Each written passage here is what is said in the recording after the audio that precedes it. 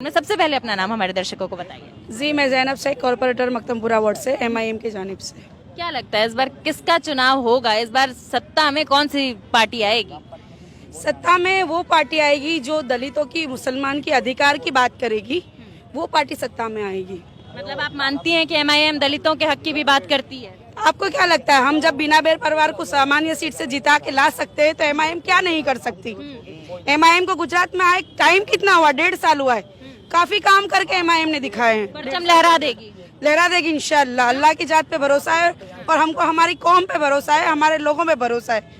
अगर मुत्तहिद हो के एक तरफा वोट हुआ तो इंशाल्लाह MIM की काफी सीटें यहाँ से निकाल लेंगे। आप कह रही हैं हमें हमारी कौम पे भरोसा, मतलब सिर्फ आपको अपनी कौम से वोट कौम चाहिए? का मतलब ये नहीं होता कि मुस्लिम। हाँ। कौम का मतलब आप जरा उर्दू समझ लीजिए, कौम किसको कहते हैं। कौम की डेफिनेशन आप समझ लीजिए। कौम का मतलब सिर्फ मुस्लिम मैम नहीं है। अदरवाइज मत लीजिए। मेरा सवाल सिर्फ इतना सा था।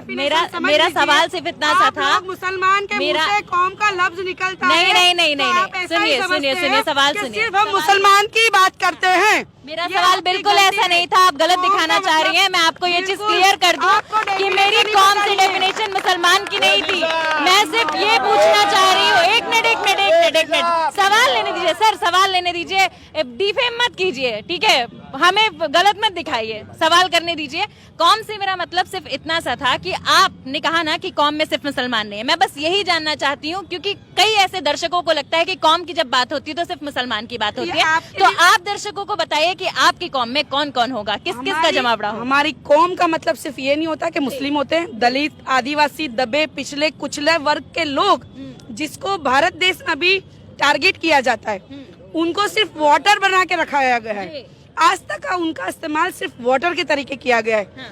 आज वो जमात खड़ी है, जो मजलिस है, ये वोटर है, इनको अब उनकी हिस्सेदारी दिलाएगी। उनकी हिस्सेदारी दिलाई जाए। हिस्सेदारी की जंग है, वो जो सत्ता के साथ हमारी जो जंग है वो हिस्सेदारी की जंग है। क्या लग रहा है मैम, मौजूदा सरकार जो है वो हिस्सेदारी नहीं दे रही है? कहाँ है देख लो ना आप तो मीडिया वाले हो, मेरे से ज्यादा आपको नॉलेज होगा कितनी हिस्सेदारी है हमारी।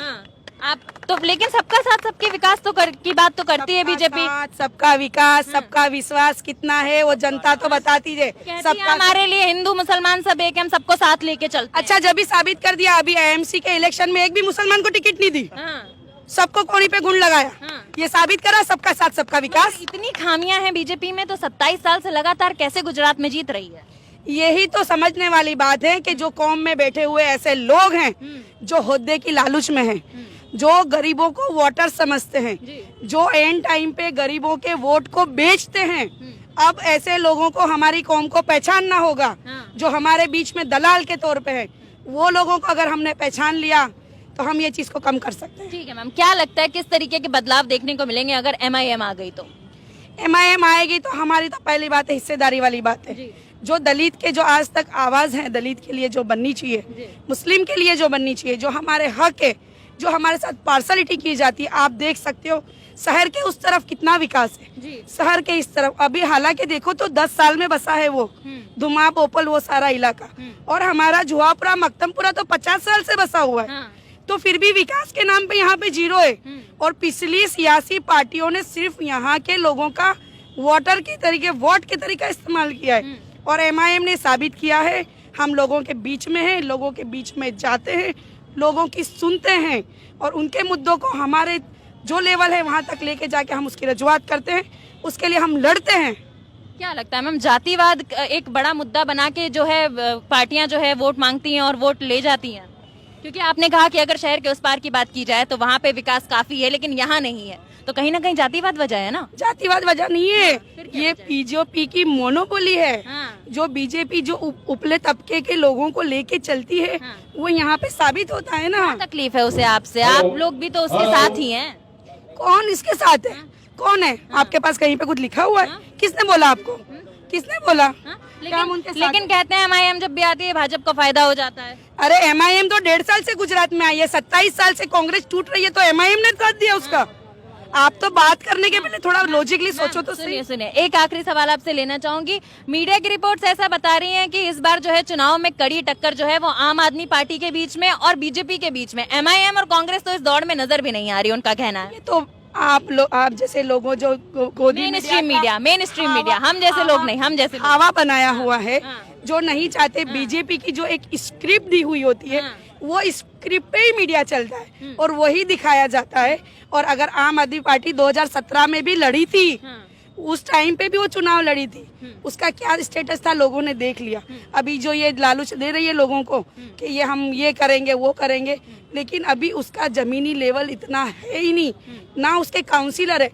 सूरत में भी 4 काउंसिलर दूसरी पार्टी में चले गए थे। मतलब और इलेक्शन के अंदर जो म्यूनसिपैलिटी का जो इलेक्शन होता है उसके भी उसके कैंडिडेट 2000 से ज्यादा वोट नहीं ले पाए, तो क्या काम कर पाएगी जमीनी लेवल पे? उसकी सारी हवाई बातें हैं और सब मीडिया में है, सिर्फ सोशल मीडिया में है, और वो किसी की भी आवाज उठाती नहीं है। केजरीवाल कह रहे हैं कि हम आएंगे तो फ्री लाइट, फ्री बिजली और उसके साथ जो है एजुकेशन सिस्टम में सुधार करेंगे।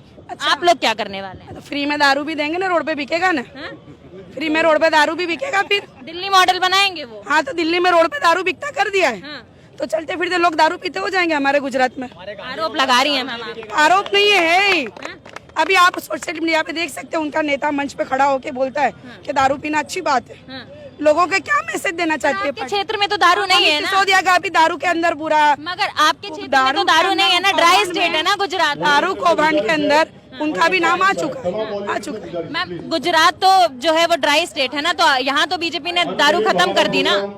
देखो, खत्म करना और उसकी छूट देने में बहुत फर्क है। जो केजरीवाल है वो जिस तरीके से दारूबंदी हटा के जो दारू पूरे दिल्ली में कर रखा है, वो हम नहीं चाहते कि हमारे गुजरात में हो, कि लोग आसानी से ये इस चीज तक पहुंच जाए। बहुत बहुत शुक्रिया आपका।